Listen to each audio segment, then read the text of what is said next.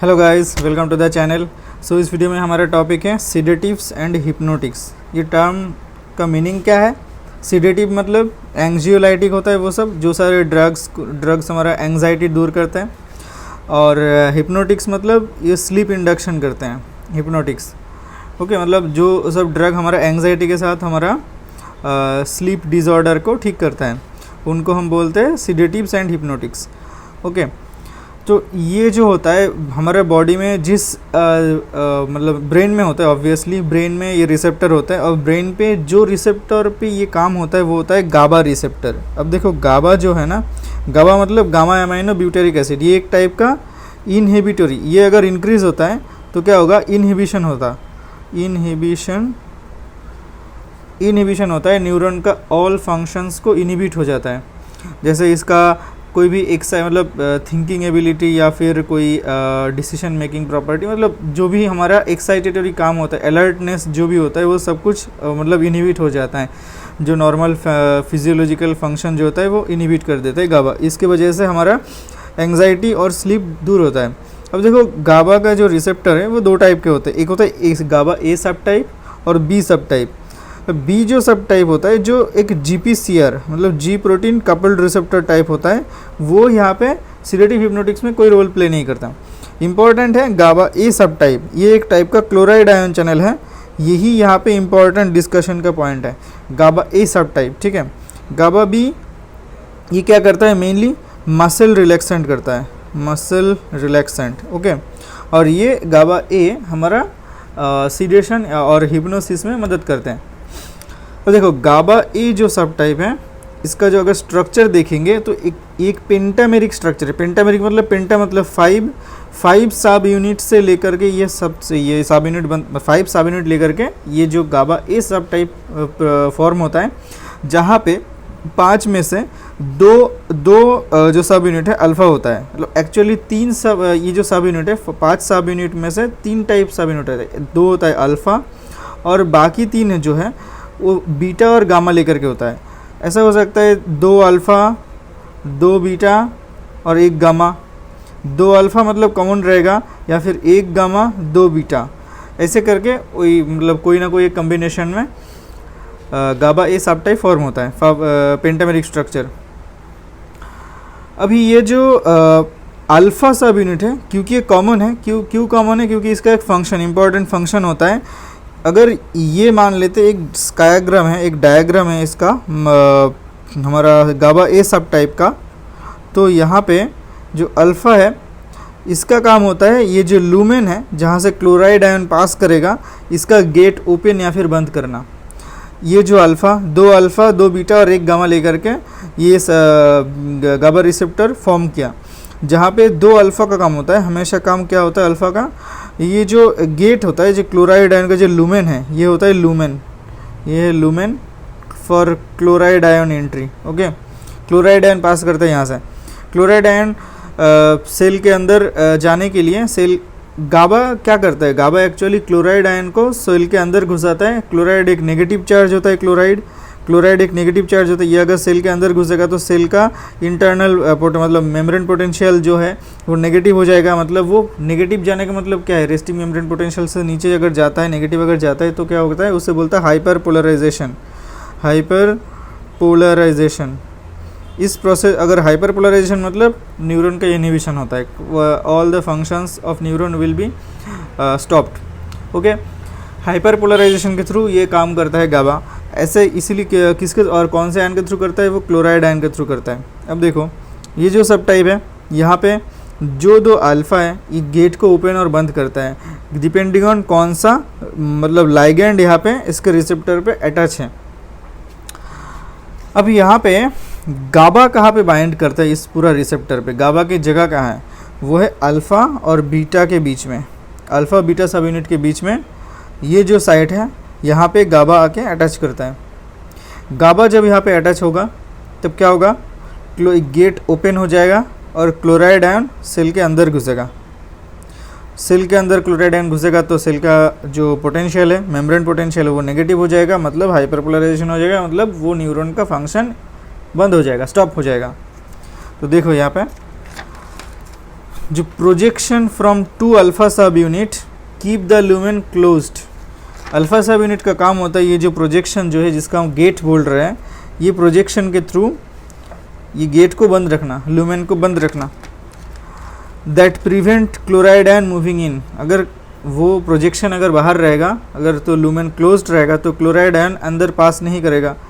तो अगर पास नहीं करेगा तो मतलब क्या होगा, देखो गाबा क्या करता है, अभी गाबा जब बाइंड होता है उसके बाइंडिंग साइड पे तो प्रोजेक्शन डिसअपियर, ये जो प्रोजेक्शन है ये प्रोजेक्शन ये डिसअपियर हो जाता है, मतलब लुमेन ओपन हो जाता है गाबा अटैच होने के बाद। लुमेन ओपन मतलब अभी क्लोराइड आयन फ्रीली पास कर सकता है यहाँ से, वही होगा conducts chloride ion in and hyperpolarisation. यहाँ पे लिखना हाइपर पोलराइजेशन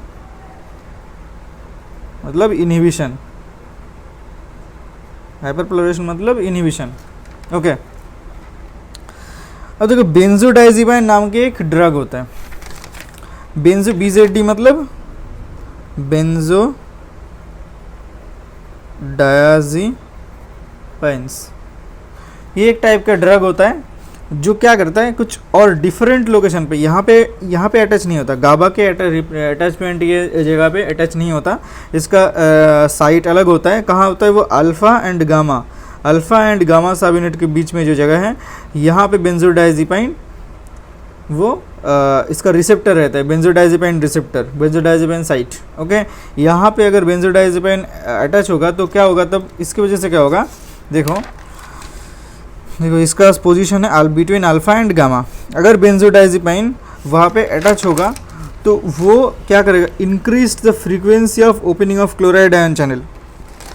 ये जो लुमेन का जो ओपन और क्लोज होता है इसका जो फ्रीक्वेंसी बढ़ जाएगा, ज़्यादा बार मानता हूँ ये गाबा के वजह से। अगर जब बेंजोडाइजिपाइन नहीं होता है नॉर्मली फिजियोलॉजिकली 1 घंटे में 4 बार ये ओपन और क्लोज होता है, और अगर बेंजोडाइजिपाइन दे देंगे तो 1 घंटे में ही ये 40 बार ओपन और बंद होगा, मतलब फ्रीक्वेंसी ये क्लोराइड आयन ओपनिंग बढ़ जाएगा।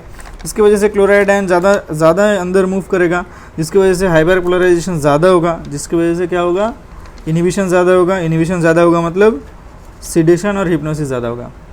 अच्छा, और बारबिट्यूरेट क्या करता है, बारबिट्यूरेट का भी एक अटैचमेंट साइट है, बेंजोडाइजिपाइन और बारबिट्यूरेट, और क्या है तीसरा है जेड कंपाउंड। ये 3 ड्रग जो है, 3 category of drug, benzodiazepine, barbiturate, Z compound, ये गाबा ए रिसेप्टर पे काम करता है, लेकिन इनका काम करने की जगह डिफरेंट है। बेंजोडाइजिपाइन के लिए बेंजोडाइजिपाइन साइट है, अब बारबिट्यूरेट के लिए बीटा सब यूनिट में यहाँ पे रहता है बारबिट्यूरेट बाइंडिंग साइट। बारबिट्यूरेट अगर बीटा, देखो यहाँ पे बीटा सब यूनिट में बाइंड करता है, तो अगर बीटा सब यूनिट में रहेगा तो इंक्रीज क्या होगा, जो ओपनिंग क्लोराइड आयन का जो ओपनिंग होता है ज़्यादा ड्यूरेशन के लिए, मतलब ज़्यादा देर तक ये ओपन रखेगा, मतलब increases the duration of opening of chloride ion channel. ये गाबा रिसेप्टर में, मतलब गाबा का जो बाइंडिंग रिसेप्ट साइट है वहाँ पे जाके कोई भी अटैच नहीं होता, इसका डिफरेंट लोकेशन होता है, मतलब ये गाबा एगोनिस्ट नहीं है, इसे बोलते हैं हम गाबा फैसिलिटेटर। ओके, बेंजोडाइजिपाइन और बारबिट्यूरेट को बोलते हैं गाबा फैसिलिटेटर, गाबा एगोनिस्ट नहीं है, गाबा फैसिलिटेटर है। अच्छा, बारबिट्यूरेट्स मतलब ये क्या करते हैं, इंक्रीजेस द ड्यूरेशन, और benzodiazepine increase the frequency. Z compound एक बहुत ही अच्छा ड्रग है जो अल्फ़ा सब यूनिट जो उसका, ये जो अल्फ़ा सब यूनिट है ना, इसका 2 सब टाइप और भी होता है, अगर बीच में से डिवाइड करेंगे तो एक होता है अल्फ़ा 1, एक होता है अल्फ़ा 2।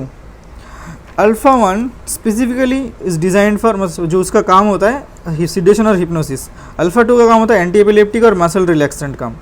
तो अल्फ़ा 2 में अगर सिडेशन और हिप्नोसिस चाहिए तो अल्फ़ा 2 में काम करने की ज़रूरत नहीं है, तो ऐसा ड्रग डिज़ाइन किया गया जेड कंपाउंड जिसका नाम है, वो स्पेसिफिकली वही अल्फ़ा 1 पे ही बाइंड करता है, जो सिर्फ और सिर्फ सिडेशन और हिप्नोसिस करता है, जिसकी वजह से इसमें ये सबसे बढ़िया ड्रग होता है, सबसे बेस्ट ड्रग होता है, बेस्ट फॉर इंसोम्निया के लिए बेस्ट ड्रग होता है जेड कंपाउंड्स।